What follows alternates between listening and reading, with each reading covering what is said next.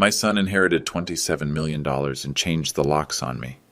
I stood outside the penthouse I'd called home for 15 years, holding my single suitcase, watching Derek through the floor-to-ceiling windows. He was laughing with his fiancée, Amber, champagne glasses raised in celebration. The doorman wouldn't meet my eyes. "Sorry, Mr. Miller. New orders." I could have made a scene, could have demanded entry, could have reminded Derek that I'd raised him alone after his mother died, worked 3 jobs to put him through Northwestern, paid for that MBA he loved waving around. Instead, I smiled, because what Derek didn't know was that I'd been preparing for this moment longer than he'd been alive. And sometimes the quietest man in the room holds all the cards. Let me back up. 3 days earlier, Derek's grandmother, my mother-in-law, had passed away at 91. Maria was old-school wealthy, the kind who came from Polish aristocracy before the war and never let anyone forget it. She'd always looked down on me, the immigrant who'd married her daughter. But Maria had one rule: family takes care of family. Her will left Derek everything: the penthouse, the stocks, the cash, $27,200,000.43. I know because I helped him count it. "This changes everything, Dad," Derek said, scrolling through the bank transfer on his phone. "We can finally do something significant with our lives." Our lives. Like the past 30 years of mine didn't count. Derek had graduated Northwestern's Kellogg School of Management 2 years ago with his MBA, and a head full of ideas about disrupting traditional industries. He'd been living in the penthouse since college, working at various startups that folded within months. Every failure was someone else's fault: bad timing, insufficient funding, partners who didn't understand his vision. Amber McKenzie had been his girlfriend for 8 months. Former McKinsey consultant, 29 years old, the kind of woman who could calculate your net worth during a handshake. She'd taken a leave of absence to help Derek launch what she called his hospitality empire. "The food service industry is ripe for complete transformation," she'd told me over dinner the week before. "Ghost kitchens, AI-driven customer analytics, sustainable supply chains. It's all about scalable solutions and data optimization." I'd nodded politely, spooning my soup. "Sounds complicated." "It's the future, Stefan." She always used my first name, never Dad. Derek's concepts are revolutionary. Multiple revenue streams, optimized delivery logistics, customer acquisition funnels. We're talking about building the next billion-dollar unicorn. "What kind of food will you serve?" Amber and Derek exchanged a look. "That's not really the point," Derek said. "It's about the platform, the technology, the scalability." I kept eating my soup. "So you don't cook?" "Cooking is old school," Amber said. "We're building systems, infrastructure. This isn't about making pierogies in some grandmother's kitchen." The insult was casual, delivered with a smile. My grandmother's pierogi recipes had fed Derek through college when his meal plan ran out. But Amber was right about one thing: it wasn't about cooking anymore. For them. The morning after the inheritance cleared, I found Derek and Amber in the penthouse kitchen, spreading architectural plans across the marble island. The Viking range, $18,000, barely used since Derek preferred ordering delivery, was covered with business documents. "Dad." "Perfect timing," Derek said without looking up. "We need to talk." Amber was wearing a Hermes Birkin bag like it was casual Tuesday attire, $75,000 hanging off her shoulder while she marked up floor plans with a Mont Blanc pen. "We've made a decision about the future," Derek continued, "about the family image, about what we want to represent." I poured myself coffee from the machine, a La Marzocco that cost more than most people's cars. "I'm listening." "You've worked hard your whole life," Derek said, still not meeting my eyes. 30 years in food service, restaurants, catering, whatever. But Amber's consulting firm did an analysis of our family brand positioning. Amber opened her laptop. MacBook Pro, latest model, probably worth more than my truck. "The optics are challenging," she said, sliding into full consultant mode. "When we pitch to investors, when we network with industry leaders, when we're featured in Forbes or TechCrunch, the narrative needs to be clean." "Clean," I repeated. "You're a wonderful man," Derek said, finally looking at me. "But you're blue collar, a cook. And that's not the image we need for Miller Hospitality Concepts." "Miller Hospitality Concepts? Our company." Derek's chest puffed with pride. "We're launching next month. Premium Ghost Kitchen Network with AI-driven customer experience optimization." I set down my coffee cup. "You're starting a food business." "We're starting a technology business that happens to involve food delivery," Amber corrected. "Completely different paradigm." "And you think I'd hurt that?" Derek sighed. Dad, you're 68. 58. 58. You're from a different generation. This is about innovation, disruption, venture capital, board meetings with people who went to Harvard and Stanford. We need to project success, sophistication, forward-thinking leadership. Amber nodded. It's not personal, Stefan. It's strategic brand management. I looked around the kitchen, at the plans for their ghost kitchens, at their matching Patagonia vests and confidence, at the complete certainty that they understood how the world worked. So what are you saying? Derek straightened his shoulders. We think it's time for you to find your own place. Start fresh.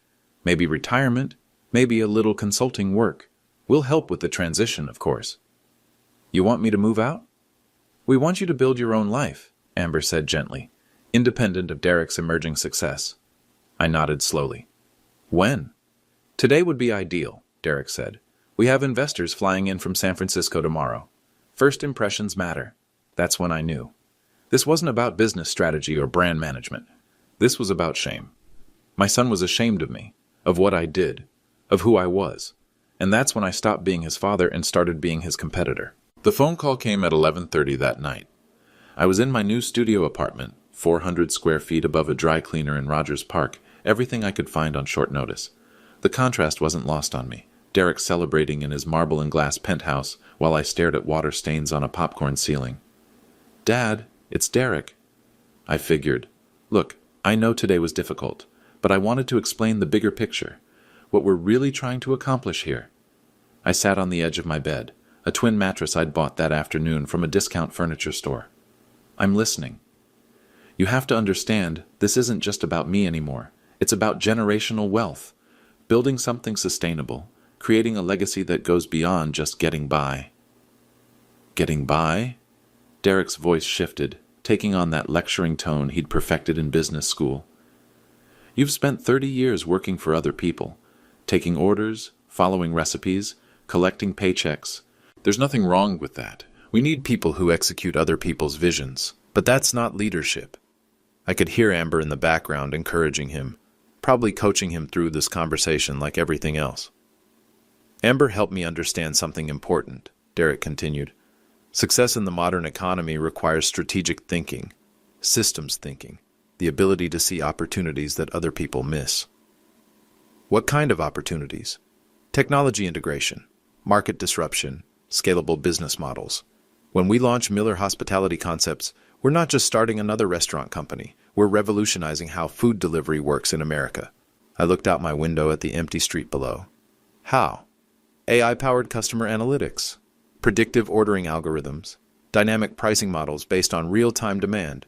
We're building the Uber of food service. Uber of food service. Exactly. And that requires a certain image. When I'm speaking at industry conferences, when we're profiled in Fast Company, when venture capitalists are evaluating our Series A potential, the story has to be compelling. And my story isn't compelling? Derek paused. I could hear him choosing his words carefully. Your story is traditional. Immigrant works hard, provides for family, builds modest life. That's admirable. But it's not scalable. It's not innovative. It's not the kind of narrative that attracts 40 million in venture funding. 40 million? Our target for Series A. Amber's connections at McKinsey have introduced us to 3 major VC firms. Sequoia's interested. Andreessen Horowitz wants a meeting. But they're investing in the future, not the past. Amber's voice came through clearly now. Derek had put me on speaker. Stefan, this is really about helping Derek step into his full potential. He's brilliant, but he needs space to establish his own identity, his own brand. His own brand. Successful entrepreneurs are storytellers, she continued. They craft narratives that inspire investors, customers, employees. Derek's narrative is young visionary from successful family leverages cutting-edge technology to transform industry. Your narrative is different. Different how? Derek took the phone back. Dad, you're an embarrassment. The words hit like cold water. Simple, direct, final. I didn't want to put it that bluntly, he continued, but Amber thinks honesty is the best approach. You represent everything we're trying to move beyond. Blue-collar thinking, small-scale operations, risk-averse decision-making, manual labor instead of intellectual capital. Manual labor. Cooking, serving, cleaning, it's all manual labor. Important work, sure, but not leadership work, not visionary work. When people Google my family background, I need them to see success, not survival. I was quiet for a long moment. Outside, a delivery truck rumbled past, probably bringing supplies to one of the dozen restaurants within walking distance of my apartment. Dad, are you there? I'm here. Look, this doesn't have to be permanent. Once we're established, once we've raised our Series B and scaled to 50 markets, maybe there's a place for you in the organization. Entry level, obviously. You could learn the modern food service industry from the ground up. Entry level?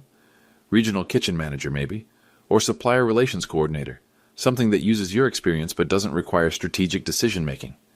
Amber's voice again. The key is positioning this as an opportunity for personal growth. Stefan, you could finally learn how successful businesses actually operate. Modern inventory management, customer relationship systems, profit optimization strategies. Because I've never seen how successful businesses operate. Not at this scale, Derek said. And not with this level of sophistication. Dad, the restaurants you've worked at, neighborhood places, family operations, small-time catering, that's completely different from what we're building. We're talking about 1,000 ghost kitchens across 30 states, 15 million customer interactions per month, AI-driven everything. AI-driven everything. Machine learning algorithms that predict customer preferences before customers know them themselves. Dynamic menu optimization based on real-time ingredient costs. Automated kitchen workflows that eliminate human error. I stood up and walked to my window. Below, a food delivery driver was checking addresses, trying to find the right apartment building. Young kid, probably working multiple apps at once to make rent. You've done good work, Derek said, his tone softening into something resembling pity. Honest work. But it's 2024, Dad. The world has moved on. This isn't your grandmother's pierogi kitchen anymore. And there it was. The line that revealed everything. My grandmother's pierogi kitchen fed you through college, I said quietly. That's not the point. That's exactly the point, Derek. Dad, I'm trying to help you understand. I hung up. Then I sat back down on my twin bed and started making a list. The next morning, I visited 3 places Derek had never seen. First, my safety deposit box at Chase Bank on North Michigan Avenue. Inside were documents dating back to 1995, the year I'd arrived in Chicago with 2 suitcases and $300. Legal papers for companies Derek didn't know existed. LLC formations, partnership agreements, incorporation certificates. Second, a storage unit in Schaumburg I'd rented 15 years ago. 47 bankers' boxes, meticulously organized and labeled. Financial records, contracts, correspondence, permits, the paper trail of everything I'd built while Derek was growing up, thinking his father was just a cook. Third, my lawyer's office. Marcus Johnson had been handling my business affairs since 2001. African-American, Harvard Law graduate, partner at one of Chicago's most respected corporate firms. The kind of lawyer who charged $800 an hour and was worth every penny. Stefan, he said, shaking my hand. I heard about your family situation. How are you holding up? I'm ready to move forward. Marcus gestured to the chair across from his desk. Floor-to-ceiling windows offered a view of downtown Chicago that probably cost more per square foot than Derek's penthouse. What do you need? I placed a folder on his desk. Activation protocols for all dormant entities. Full disclosure preparation. And I want to accelerate the James Beard nomination. Marcus opened the folder, scanning documents he'd helped me create over the past 2 decades. You're sure about this? Once we activate these structures, there's no putting the genie back in the bottle. I'm sure. The timing is interesting. May 15th, that's only 8 weeks away. The James Beard Committee usually requires 6 months minimum for outstanding achievement nominations. They'll make an exception. Marcus raised an eyebrow. Because of the nomination letter from Thomas Keller? I nodded. Thomas Keller, the French laundry per se, arguably America's most respected chef, had written a 5-page letter nominating me for the James Beard Outstanding Achievement in Food Service Innovation Award. We'd been friends for 12 years, ever since I'd helped him solve a supply chain crisis that would have closed 3 of his restaurants. And Daniel Hum is co-signing, I added, along with Jose Andres and David Chang. Marcus whistled softly. That's a murderer's row of endorsements. What about the business disclosure requirements? Full transparency, revenue figures, location counts, partnership agreements, everything. All 562 locations? All 562. Marcus leaned back in his chair. Stefan, are you absolutely certain Derek has no idea about any of this? He thinks I'm a blue-collar cook who works for other people. And Amber, the McKinsey consultant? She thinks I'm an embarrassment to their brand. Marcus shook his head slowly. They're about to get a very expensive education. I pulled out another document. There's one more thing. I want to make Derek an offer. What kind of offer? Employment. Entry-level position at one of our kitchens. Minimum wage, part-time hours. He can learn the business from the ground up. Marcus looked at me carefully. You're serious. Completely serious. He wants to understand how successful food businesses operate. This is his chance. And if he refuses, then he refuses. But the offer will be public, on record, in front of witnesses. Marcus began making notes. I'll need to coordinate with the James Beard Foundation, prepare the disclosure documentation, activate the holding company structures. When do you want this to happen? Awards ceremony is May 15th. I want everything ready by May 1st. That's aggressive, but doable. Marcus paused. Stefan, can I ask why now? You've kept this quiet for 25 years. You could have continued indefinitely. I stood up and walked to the window. Below, the streets were full of people hurrying to meetings, chasing deals, building careers, most of them working for someone else, just like Derek thought I did. My son thinks success means having ideas, having degrees, having the right narrative for investors. And you think success means something different? I think success means building something real, something that lasts, something that creates value for actual people, not just presentations for venture capitalists. Marcus nodded. And you think Derek needs to learn that lesson? I think Derek needs to learn respect. I turned back to face him. 30 years ago, I came to this country with nothing. I worked dishwasher shifts, prep cook jobs, anything I could find. Derek sees that as failure, as something to be ashamed of. But it wasn't failure. No, it was education. I sat back down. Every job taught me something. Every kitchen showed me how the business worked. Every mistake cost me money I couldn't afford to lose. That's how you really learn. And Derek hasn't learned that way. Derek learned from textbooks and case studies. He knows theories about business, not truths about business. Marcus finished his notes. This is going to destroy his company, you know. Miller Hospitality Concepts won't survive the revelation. Good. And his relationship with Amber? That's up to him. Marcus closed the folder. I'll have everything ready by May 1st. But Stefan, once this starts, there's no controlling how it ends. I smiled. Marcus, I've been controlling how this ends for 25 years. Derek's first supplier problem started on a Tuesday. I knew because I was watching. Not directly. I'd learned long ago that the most effective moves happen from the shadows. But I had people, contacts, relationships built over 3 decades of actually working in the food service industry. Hey, Stefan, said Tony Ricci, calling from his office at Midwest Food Distribution. Your boy's been trying to source proteins for his ghost kitchen concept. Oh? Yeah. Wants to negotiate volume pricing for chicken breast, ground beef, salmon fillets, talking big numbers, says he's opening 50 locations in 6 months. I was sitting in my truck outside a McDonald's in Evanston, eating a quarter-pounder and reviewing spreadsheets. What did you tell him? Same thing I tell everyone. Show me your purchase orders, your credit references, your operational history. Kid's got attitude but no track record. No track record at all? Tony laughed. Stefan, you know how this works. I've got 800 restaurant clients across the Midwest. I know who pays on time, who knows quality standards, who understands logistics. Your son thinks he can walk in and demand wholesale pricing because he's got an MBA. What kind of attitude? Called me yesterday yelling about market manipulation. Says someone's interfering with his supplier relationships. Says he's being sabotaged by industry insiders who don't understand innovation. I took another bite of my burger. Sometimes the simplest food is the most satisfying. What do you think? I think his credit application shows 0 revenue, 0 operational experience, and 0 understanding of how food sourcing actually works. Also think his ordering projections are fantasy numbers. How so?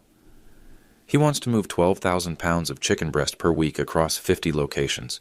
That's 240 pounds per location per week. Either he's planning the world's smallest ghost kitchens or he has no idea what volume numbers mean. Derek's inexperience was showing. In business school, everything sounds scalable on paper. In reality, each location has capacity limits, storage requirements, staffing constraints. You can't just multiply theoretical numbers by theoretical locations and call it a business plan. Also, Tony continued, he's demanding 60-day payment terms for a startup with no credit history.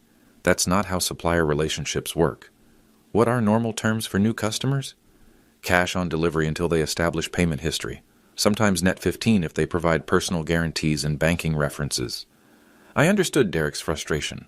He was trying to launch a business with consumer expectations and enterprise assumptions. He expected supplier relationships to work like Amazon orders, point, click, delivered on schedule with favorable terms. You going to work with him? Stefan, you know I respect your family, but business is business. I can't extend credit to customers who don't understand credit requirements. That afternoon, Derek called 4 more suppliers. By evening, he'd received similar responses from all of them. Not rejections exactly, just standard business requirements that felt insurmountable when you had ideas but no operational foundation. Amy Chen at Pacific Coast Seafood told him the same thing. Mr. Miller, we'd love to work with you. Just need to see your food handling permits, your receiving facility inspections, and your liability insurance documentation. Derek didn't have food handling permits, didn't have receiving facilities, didn't have liability insurance, had been planning to handle those details after we secure supplier partnerships. That's not how it works. The next morning I got another call. This one from Jennifer Martinez at Chicago Food Service Equipment. Stefan, your son's been trying to lease kitchen equipment for 50 locations. Walk-in coolers, prep tables, fryers, the whole setup. What kind of numbers? About $2 million in equipment. Wants to negotiate fleet pricing and extended payment terms. I was in my storage unit reviewing contracts from 2018. How extended? 90 days, no money down. Says his investors require careful cash flow management during the growth phase. What investors? Jennifer laughed. That's what I asked. Got a lot of talk about Series A funding and venture capital partnerships. But when I asked for financial references or guarantor agreements, suddenly it's all pending and in process. So you can't work with him? Stefan, you know the equipment leasing business. We need either cash deposits, credit guarantees, or established business references. Your son has a business plan and a lot of confidence. That's not enough? Would you lease $2 million in equipment to someone with a business plan and a lot of confidence? Point taken. By Thursday, Derek was desperate. I knew because Amber called me. Stefan, we need to talk. I was at Navy Pier, walking along the lakefront and thinking about the meeting I'd scheduled for tomorrow. I'm listening. Derek's having some challenges with supplier relationships. Industry vendors seem reluctant to work with new concepts. What kind of challenges? Credit requirements, payment terms, operational documentation, all the bureaucratic red tape that prevents innovation from moving quickly. I stopped walking and looked out at Lake Michigan. Bureaucratic red tape? Food handling permits, facility inspections, insurance requirements. All the legacy compliance structures that make it impossible for disruptive companies to compete with established players. Those aren't bureaucratic red tape, Amber. Those are basic business requirements. Maybe in traditional industries, but we're building something different, something that transcends conventional operational models. You still need to buy food from suppliers. Of course, but we're approaching supplier relationships strategically, building partnerships based on mutual growth potential, not outdated credit scoring methodologies. I started walking again. How's that working out? Amber was quiet for a moment. We're exploring alternative sourcing strategies, such as direct relationships with producers, farm-to-table partnerships, cutting out traditional distribution middlemen who don't understand our business model. You're going to buy directly from farms? We're going to build a vertically integrated supply chain that eliminates unnecessary intermediaries. For 50 ghost kitchens across 6 states? For our initial market penetration, yes. I almost laughed. Derek and Amber were planning to recreate the entire food distribution system because they couldn't get credit approval from existing distributors. Stefan, Amber continued, Derek respects your experience in the industry. We're wondering if you might be willing to help with supplier introductions. Help how? Vouch for us, provide references, maybe co-sign some initial contracts until we establish our own credit relationships. Now I did laugh. You want me to co-sign contracts for Miller Hospitality Concepts? Just temporarily. Once we're operational and generating revenue, we'll handle everything independently. What makes you think I have the kind of supplier relationships that would matter? Amber paused. Derek mentioned you've worked in food service for 30 years. You must know people. I know people. So you'll help? I sat down on a bench facing the lake. Let me think about it. How long do you need? Give me until next week. After I hung up, I called Marcus Johnson. Marcus, they want me to co-sign supplier contracts. Perfect. How do you want to handle it? Set up a meeting, all the major suppliers, all at once. Let them meet the real Stefan Miller. When? Monday morning, conference room at the Marriott downtown. Tell them it's about a new partnership opportunity. And Derek? Tell Derek I want to introduce him to my industry contacts. Father-son business meeting. Marcus chuckled. This should be interesting. Marcus, this is going to be educational. Derek found me at Lou's Diner on Saturday morning. I'd been eating breakfast there every weekend for 12 years. Same booth, same order, same waitress. Scrambled eggs, wheat toast, coffee black. Simple food, cooked right, served by people who knew their jobs. Dad. I looked up from my newspaper. Derek was wearing his weekend uniform. Patagonia fleece, dark jeans, Allbirds sneakers. The casual outfit probably cost more than most people spend on work clothes for a month. Derek, have a seat. He slid into the booth across from me, looking around the diner with barely concealed distaste. Cracked vinyl seats, Formica tables, fluorescent lighting that had seen better decades. Not exactly the kind of place where future unicorn founders usually held business meetings. Coffee? Asked Rita, the waitress who'd been working this section since the Clinton administration. Ah, just water, Derek said. Filtered, if you have it. Rita looked at him like he'd asked for champagne. Tap okay? Sure, fine. She poured his water from a plastic pitcher and refilled my coffee cup. More toast, Stefan? I'm good, thanks. Derek waited until she walked away. So this is where you eat breakfast? Every Saturday for 12 years. It's very authentic. I went back to my newspaper.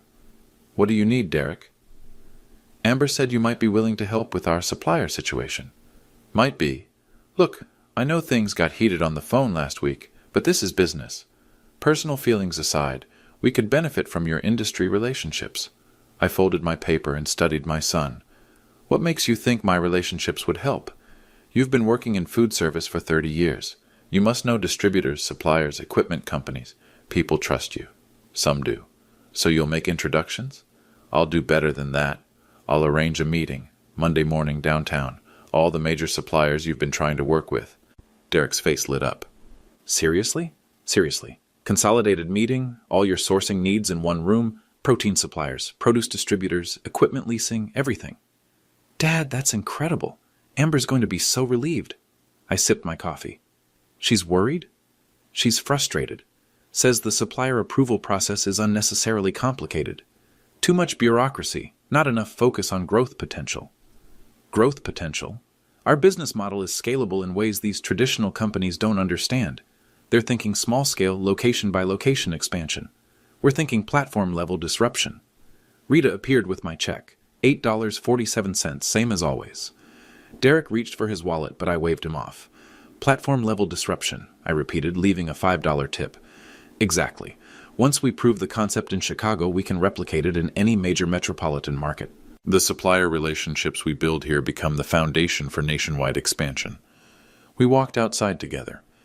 Derek had parked his Porsche Taycan, $185,000, leased, next to my 2019 Ford F-150 with 127,000 miles. The contrast wasn't subtle. Derek, can I ask you something? Sure. Do you know what I actually do for work? He paused, hand on his car door. You work in restaurants, cooking, managing, whatever. Whatever. Dad, I didn't mean it like that. I respect the work you do. It's just different from what Amber and I are building. How is it different? Scale, technology integration, strategic thinking. You work in individual locations, dealing with day-to-day operations. We're building systems that can operate across multiple markets simultaneously. I nodded slowly. So you think I don't understand systems? I think you understand restaurant operations, but that's not the same as understanding business strategy. Business strategy. Supply chain optimization, customer acquisition costs, unit economics, market penetration analysis, the kind of strategic framework thinking they teach at Kellogg. I got into my truck and rolled down the window. Derek, you're going to learn something interesting on Monday. What? The difference between theoretical knowledge and practical knowledge. What do you mean? I started the engine. See you Monday morning, 9 a.m., Marriott downtown, conference room B. Dad, what exactly are you planning? I smiled and put the truck in drive. An education. By Monday morning, Derek and Amber had launched their counteroffensive. The first article appeared in Chicago Food and Wine magazine.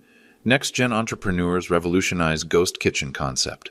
Full-page spread featuring Derek and Amber in the empty penthouse kitchen, surrounded by architectural plans and laptop screens. Miller Hospitality Concepts represents the future of food service, Amber was quoted saying.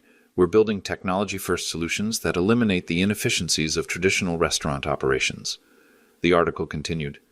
Derek Miller, 29, brings fresh perspective to an industry his family has worked in for decades.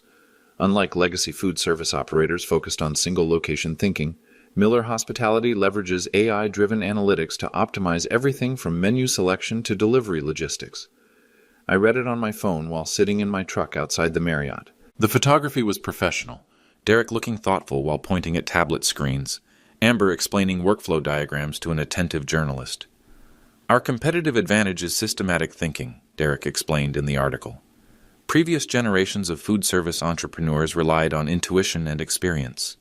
We rely on data and strategic frameworks. Previous generations, like that was ancient history instead of last week. The second article ran in Crane's Chicago Business.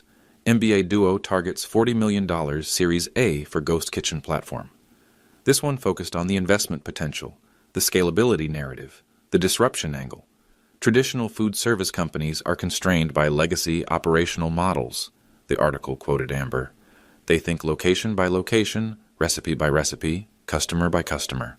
We think in terms of platform architecture and network effects. There was a sidebar about Derek's entrepreneurial pedigree and family background in food service, but the focus was entirely forward-looking. The innovative concepts, the technology integration, the venture capital interest. Not one mention of Stephen Miller. By Tuesday morning, they'd been featured in 3 more publications. Food Business magazine ran a piece called Millennial Entrepreneurs Bring Silicon Valley Thinking to Chicago Food Scene. Built in Chicago profiled them in their Startup Spotlight series. Even Forbes.com picked up the story for their 30 under 30 inches consideration. Derek was everywhere suddenly, speaking at Northwestern's entrepreneurship seminar, participating in a panel discussion about technology disruption in traditional industries at the University of Chicago Business School, giving interviews to podcasts about restaurant innovation and venture capital. The ghost kitchen model represents a fundamental shift in how consumers interact with food brands, Derek explained on the Chicago Startup Stories podcast. Instead of being constrained by physical location and overhead costs, we can focus purely on customer experience optimization. Amber was equally visible, leveraging her McKinsey background to position herself as the strategic brains behind the operation. She spoke at a Women in Tech breakfast about bringing consulting methodologies to startup environments. She was quoted in Harvard Business Review's online edition about cross-industry innovation transfer. Most food service operators think tactically, she told HBR. We think strategically. They ask, how do we make this restaurant successful? We ask, how do we build a platform that makes thousands of restaurants obsolete? The momentum was building. Derek's LinkedIn followers jumped from 300 to 12,000 in 2 weeks. Amber started getting speaking invitations from business schools and industry conferences. Their company website, still showing coming soon for most sections, was getting thousands of visitors per week. More importantly, the PR campaign was working with investors. Derek mentioned in interviews that they'd received initial interest from multiple Tier 1 venture capital firms and were in advanced discussions regarding Series A funding. The narrative was compelling. Young visionaries bringing modern thinking to outdated industry, leveraging family knowledge while transcending family limitations, building tomorrow's solutions with today's technology. It was also complete bullshit. On Thursday, I got a call from Jennifer Martinez at Chicago Food Service Equipment. Stefan, I saw the articles about your son's company. Impressive coverage. Very impressive. I have to ask, is there something I'm missing? The Derek Miller I met last week couldn't get credit approval for a toaster. But these articles make him sound like the next Steve Jobs. PR campaigns and business operations are different skill sets. So he still doesn't have equipment financing lined up? As far as I know, he still doesn't have equipment financing lined up. Jennifer laughed. This is going to be interesting on Monday. Very interesting. Friday morning brought the biggest article yet. Entrepreneur magazine's online edition ran a feature called From family business to unicorn dreams, how one Chicago startup is redefining food service. The piece opened with Derek standing in front of the Chicago skyline, arms crossed, looking confident and determined. The photo caption read, "Derek Miller plans to transform his family's food service experience into a billion-dollar technology platform."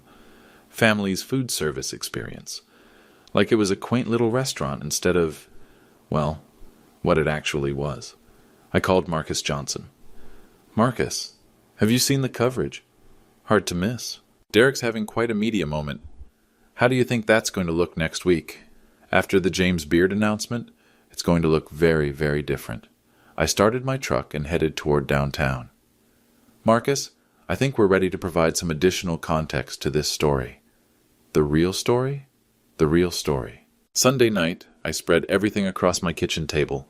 25 years of documents, financial records, partnership agreements, corporate structures that Derek had never imagined existed. The foundation, Midwest Culinary Solutions, LLC, incorporated in 1999, 2 years after Derek started kindergarten. Initial capital, $47,000 from a small business administration loan and my life savings. The expansion. By 2003, we owned and operated 17 ghost kitchens across Chicago, before anyone called them ghost kitchens, before food delivery apps existed. We were just commissary operations serving multiple restaurant brands from shared facilities. The innovation.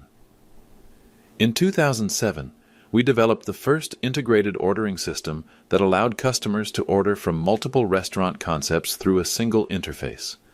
Derek was in middle school, worried about basketball tryouts.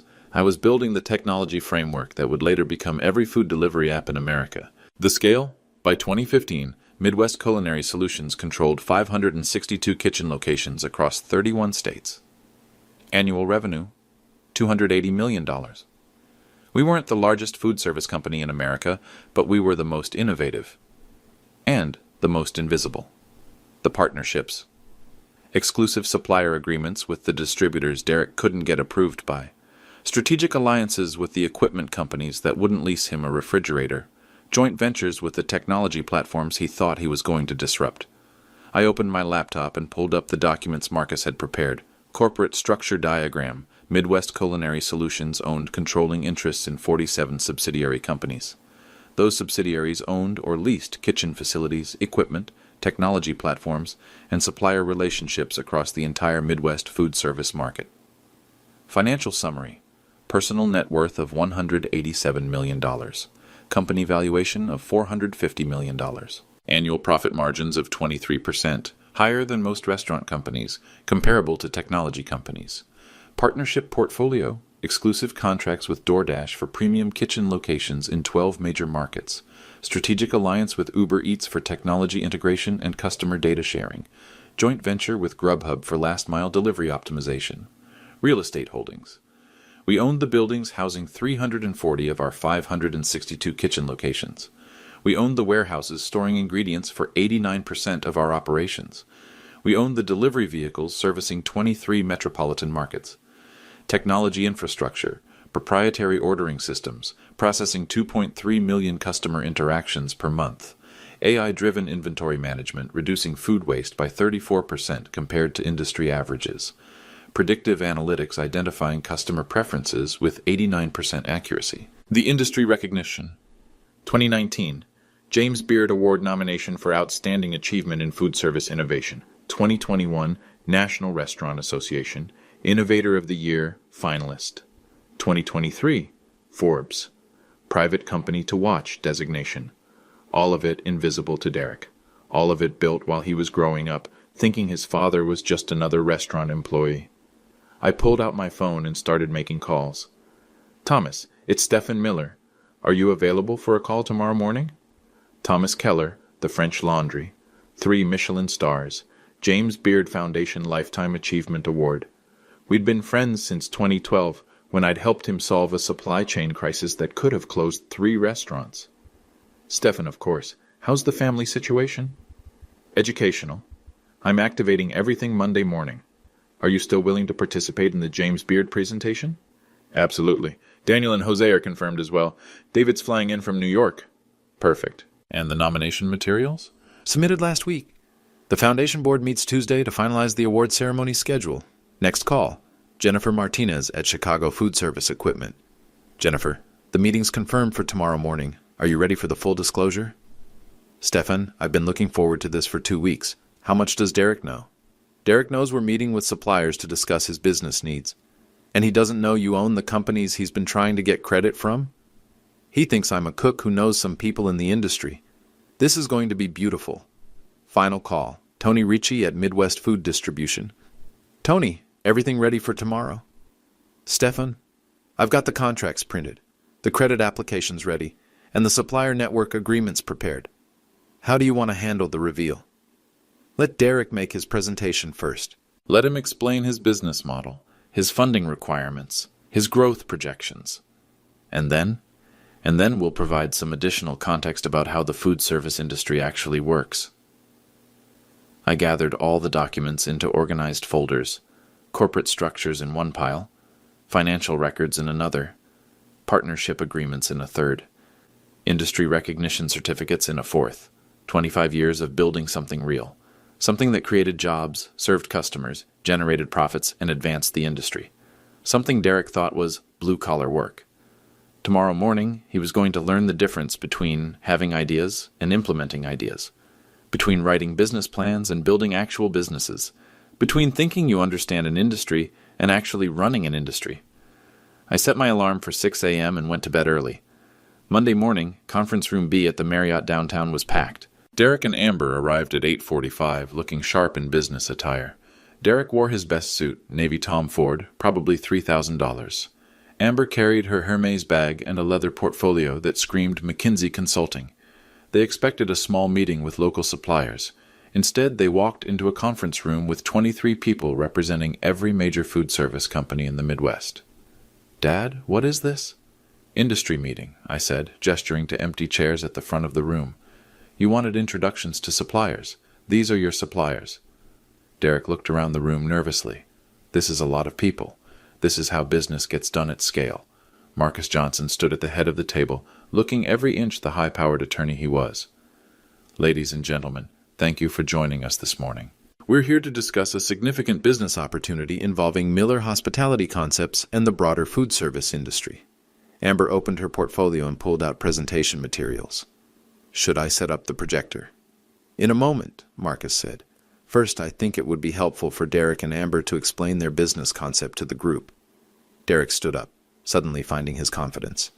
This was familiar territory, the pitch, the vision, the disruption narrative he'd perfected over the past month. Thank you all for being here. I'm Derek Miller, founder and CEO of Miller Hospitality Concepts.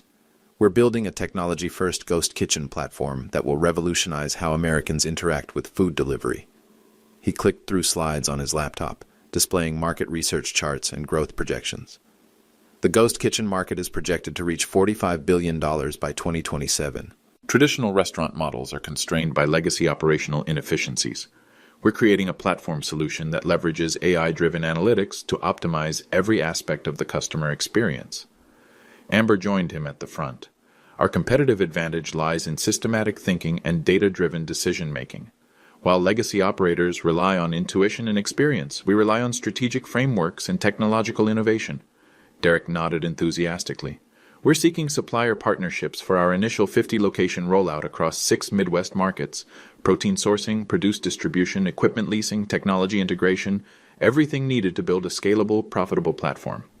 Our funding model involves Series A venture capital, projected at $40 million, Amber continued. We're in advanced discussions with Tier 1 VC firms including Sequoia Capital and Andreessen Horowitz. Derek concluded, we're not just starting another restaurant company. We're building the infrastructure for the future of food service. We're looking for suppliers who share our vision and want to be part of transforming this industry. Polite applause. Then silence. Tony Ricci from Midwest Food Distribution raised his hand. Derek, you mentioned 50 locations across 6 markets. Can you provide more details about your operational timeline? Absolutely. We're targeting 3 months for market validation in Chicago, followed by rapid expansion to Milwaukee, Indianapolis, Detroit, St. Louis, and Minneapolis. 3 months from concept to operation? From concept to full operational capacity? Yes. Jennifer Martinez from Chicago Food Service Equipment spoke next. What's your experience with kitchen operations management? Derek glanced at Amber. We're bringing fresh thinking to operational challenges. Our backgrounds in business strategy and consulting provide us with frameworks for systematic problem solving. But actual kitchen operations experience? We're focused on the strategic level. Operational execution will be handled by hired management teams. More silence. Marcus Johnson checked his notes. Derek, Amber, thank you for that presentation. I think it would be helpful now to provide some additional context about the food service industry in the Midwest. He gestured toward me. Stefan, would you like to share your perspective? I stood up slowly. Thank you, Marcus. I looked around the room at faces I'd known for decades, business partners, suppliers, competitors who'd become collaborators, people who'd built their careers in food service, not in conference rooms. Derek, you asked me what I actually do for work. Derek nodded, looking confused. I own this room. Silence. Tony Ricci at Midwest Food Distribution has been my supplier partner for 18 years. We process $89 million in annual purchasing volume through his company. Tony nodded. Stefan's our largest client. Jennifer Martinez at Chicago Food Service Equipment has leased me approximately $12 million in kitchen equipment over the past 15 years. Jennifer smiled. Stefan's been our most reliable customer since 2008. Marcus Johnson has been my corporate attorney for 23 years, handling the legal structures for 47 subsidiary companies under the Midwest Culinary Solutions umbrella. Derek was staring at me. Midwest Culinary Solutions? The parent company for our 562 ghost kitchen locations across 31 states. Amber dropped her pen. 562 locations? Annual revenue of $280 million, net profit margins of 23%. Corporate valuation of $450 million. The room was completely quiet now. Derek, you wanted to build the future of food service. We built it 25 years ago. You wanted to create technology-first solutions. We developed integrated ordering systems in 2007, 3 years before Uber existed. You wanted to optimize supply chains and delivery logistics. We've been doing that since you were in elementary school. I walked to the front of the room and stood next to the projector screen still displaying Derek's business plan. Everything you described in your presentation, ghost kitchens, technology integration, multi-brand platforms, AI-driven analytics, we've been operating at scale for 2 decades. Derek found his voice. That's impossible. Tony, show him the contracts. Tony Ricci opened a folder and pulled out supplier agreements. Midwest Culinary Solutions has been our largest food distribution client since 2006. Here are the purchasing records.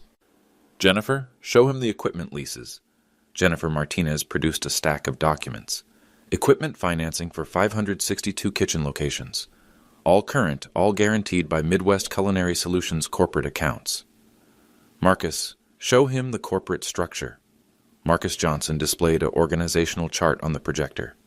47 subsidiary companies, all owned by Midwest Culinary Solutions, all managed by Stefan Miller as founding CEO and majority shareholder.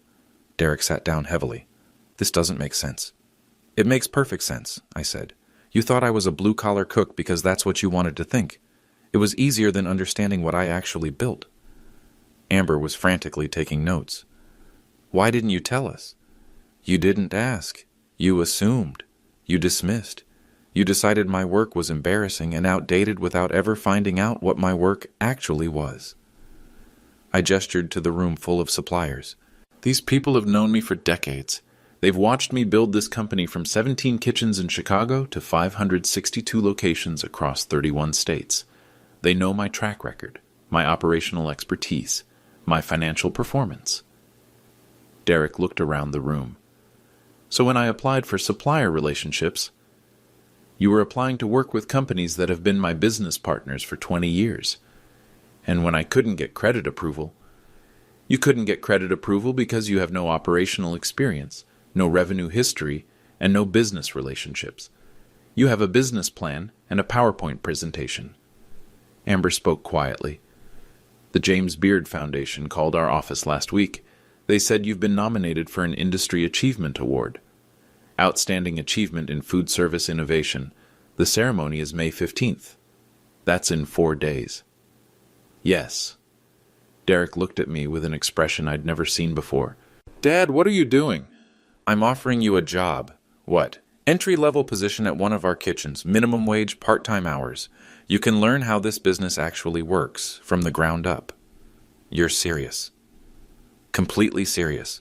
Miller Hospitality Concepts isn't going to work, Derek. You don't have supplier relationships, you don't have operational experience, and you don't have funding for a reason. Venture capitalists invest in people who understand the industries they're trying to disrupt. Derek's voice was barely a whisper. You're destroying my company. Derek, you never had a company. You had an idea and a presentation. That's not the same thing. I looked around the room one more time. Ladies and gentlemen, thank you for your time this morning. Marcus will follow up with any specific business discussions. As people began filing out, Amber stood up. Stefan, this isn't over. Yes, it is. She grabbed Derek's arm. Come on. We need to call the investors. Derek didn't move. Amber, what investors? We don't have investors. We have meetings with investors. We have interest from investors. We don't have actual investors. Derek, I think you should leave, Derek said quietly. Amber stared at him. Excuse me? You heard him, I said. He thinks you should leave. Amber looked back and forth between Derek and me, then gathered her materials and walked out of the conference room. Derek and I sat alone at the conference table for several minutes. Finally, Derek spoke. The job offer. Is it real? It's real. Why? Because you're my son, and because it's time you learned how to build something instead of just talking about building something. Derek nodded slowly. When do I start? Tomorrow morning, 6 a.m., kitchen number 17, West Loop location. What will I be doing? Learning. The James Beard Awards ceremony was held at the Lyric Opera House on May 15th. Derek was there, sitting in the audience, wearing his kitchen uniform from his first week at our West Loop location. Hairnet marks still visible on his forehead, hands showing the kinds of cuts and burns that come from learning knife skills and fryer operations the hard way. When they announced my name for the Outstanding Achievement in Food Service Innovation Award, Derek stood up and applauded. Amber wasn't there. She'd returned to McKinsey 3 days after our conference room meeting, taking a position in their London office. Pursuing new opportunities, according to her LinkedIn update. The series of funding for Miller Hospitality Concepts never materialized. Hard to explain to venture capitalists why your innovative concept already exists at scale, operated by someone with actual industry experience. Derek's apartment went back on the market. He moved into a studio in Pilsen, close to the kitchen where he worked prep shifts 5 days a week, learning ingredient sourcing, inventory management, food safety protocols, all the blue-collar work he'd dismissed 6 months earlier. The engagement ring, $37,000, financed through a jewelry store payment plan, was returned for partial credit. Derek's media coverage disappeared as quickly as it had appeared. Hard to maintain thought leadership positions when your company doesn't exist and your fiancé moves to another continent. But something interesting happened during Derek's 3rd week in the kitchen. Dad, I need to show you something. We were in my truck after his evening shift, heading to dinner at Lou's Diner. Derek pulled out a notebook, the kind with graph paper, the kind serious cooks use for recipe development. I've been tracking waste patterns in our protein prep. Chicken breast trimming generates about 12% waste, but if we adjust the cutting angle by 15 degrees, we can reduce that to 7%. I looked at the notebook. Detailed drawings, calculations, cost projections. 7% reduction across 562 locations represents approximately $430,000 in annual savings, Derek continued. You calculated that yourself? I calculated that myself. I smiled. That's business strategy. Derek nodded. That's business strategy. We sat in Lou's Diner, eating simple food and talking about operational improvements, real improvements, based on actual work, creating measurable value. Derek was learning the difference between having ideas and implementing ideas, and I was learning that respect isn't inherited. It's earned. One shift at a time.